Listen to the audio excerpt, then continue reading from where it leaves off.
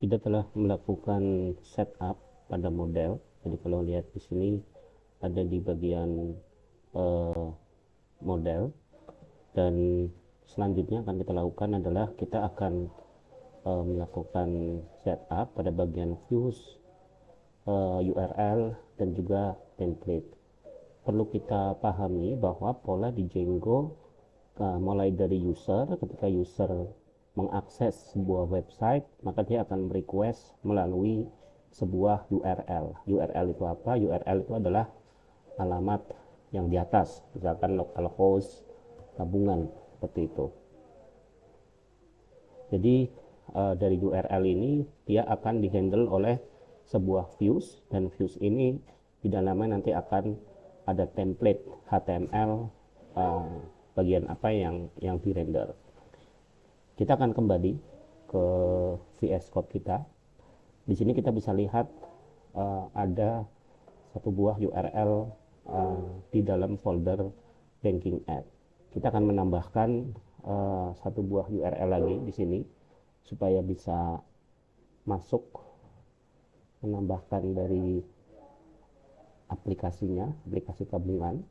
Nah, di sini akan saya tambahkan pet tabungan, dan kita akan include tabungan.url, pet tabungan include.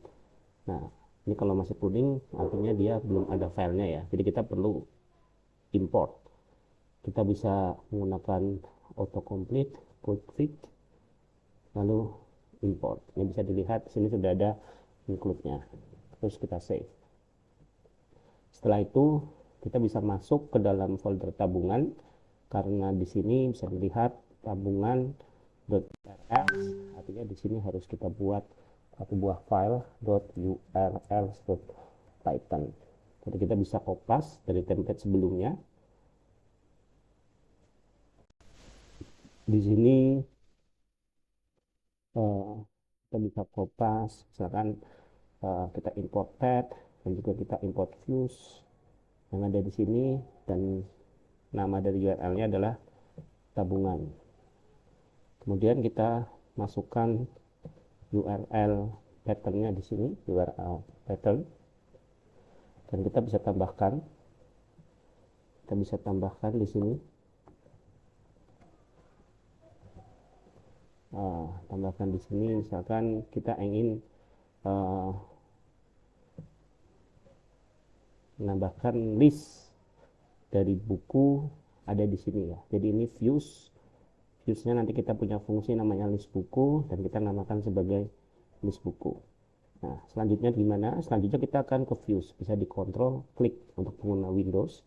Di views kita akan tambahkan fungsi, karena di sini kita bilang list buku, berarti di sini harus kita tulis sebagai list buku ya. Jadi di list buku ini apa? List buku ini kita akan coba mengambil data def list buku request kedua. Kemudian nanti kita akan query data ke DB, kemudian return render request, koma, kita akan file HTML yang kita render, dan juga variabel misalkan konteks. Jadi kita punya variabel konteks, misal kita kosong, kita konteks. Nah, ini adalah template akan merender sebuah fungsi list dari list buku, dan konteks adalah variabel. Ini bisa kita ganti dengan variabel apapun gitu ya, misalkan variabel data, artinya di sini harus kita ganti juga data ya. Dan ini nanti akan dirender oleh sebuah template yang ada di sini ya. Jadi kita belum punya template. Kita cara template-nya adalah kita di bagian tabungan kita bikin sebuah folder templates. Nah, di sini misalkan kita punya folder buku ya, folder buku, dan nanti kita punya file misalkan list.html. Artinya apa? List HTML. Misal di sini saya tulis tag list HTML. Oke, artinya diffuse akan saya tulis sebagai buku list.html. Jadi sampai sini dulu. Artinya kita punya path tabungan ya, URL baru. Dapat dari mana? Dapat dari URL yang paling awal sini.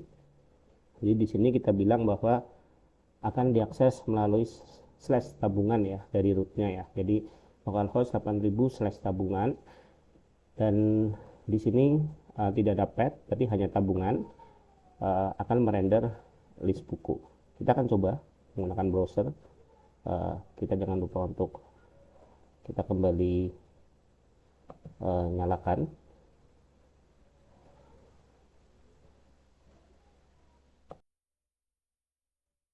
Ya, ini konsol kita. Kita clear dulu, kita running lagi Python manage run server. Oke, normal ya, tidak ada error. Terus kita menuju ke Chrome. Di sini kita bisa akses. Tadi URL kita adalah localhost slash tabungan ya. Ya, ini list HTML. Jadi list HTML ini adalah HTML yang kita render ada di mana? Ada di dalam folder list.html ya, yang tadi kita sudah edit. Nah, jadi kalau nanti di sini kita ganti, di sini kita ganti. Misalkan di sini saya pengen ganti halo, ini adalah page yang kita render di HTML. Seharusnya di browser akan berubah ya. Kita akan cek di browser. Ya, belum berubah. Kita refresh. Ya, jadi valid. Jadi sekali lagi kita sudah berhasil menghubungkan antara URL, views, dan template ya. Kita ulang sekali lagi. Di sini ada URL bawaan dari projectnya ya, urls.python.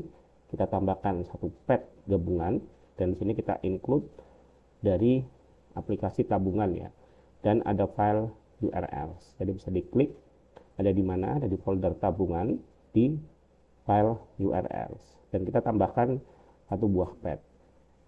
Kalau kita ganti path di sini, misalkan di sini kita ganti buku,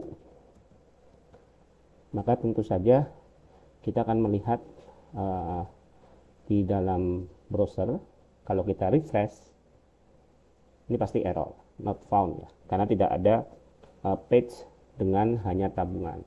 Seharusnya kita tuliskan tabungan slash buku. Oke, jadi kira-kira seperti itu.